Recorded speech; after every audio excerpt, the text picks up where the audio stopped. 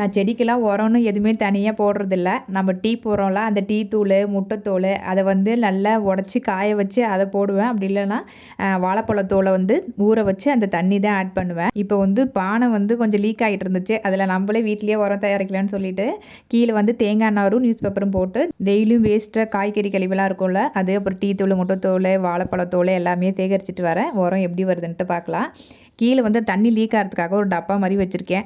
அப்பப்போ அந்த தண்ணி லீக் ஆச்சுன்னா அதை எடுத்து ரிமூவ் பண்ணிடலான்னு சொல்லிட்டு தேவாவும் தாருவும் சாயந்தரம் வரும்போதே கடலை உருண்டை செஞ்சு வைக்க சொன்னாங்க.